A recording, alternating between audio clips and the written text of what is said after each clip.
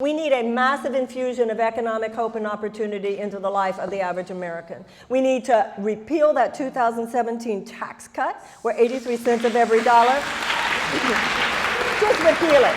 We need to put back in the middle class tax cut. And everybody needs to be clear that in that tax cut, 83 cents of every dollar goes to the richest Americans and corporations.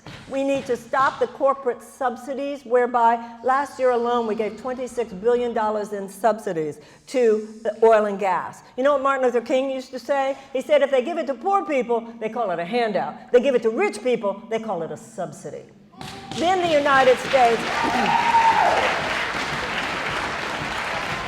Then the United States has to take back what it gave away to big pharmaceutical companies, agreeing that it could not negotiate for lower drug prices, while we have people in America who are dying because they cannot afford their insulin. And we need to say to the U.S.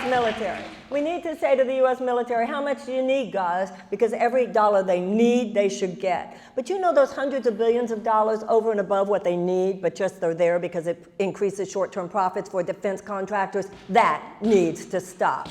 And I'll tell you something else.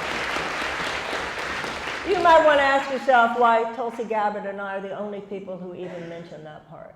How can we have a presidential campaign and we're not even talking about the dominance of the military-industrial complex? That should tell you everything you need to know.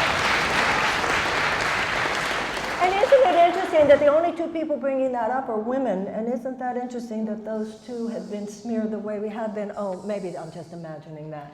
No. Okay, so we need to do this. We need to do those things that I just mentioned to you. Plus, we need the 3%, I agree with Elizabeth Warren. We need a 3% a tax on the assets of billionaires. Don't worry about it, they won't even feel it.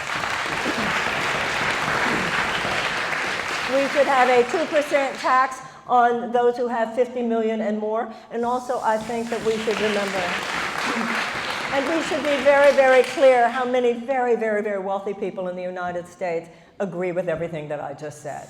Not every rich person in America is a greedy bastard. And I don't believe,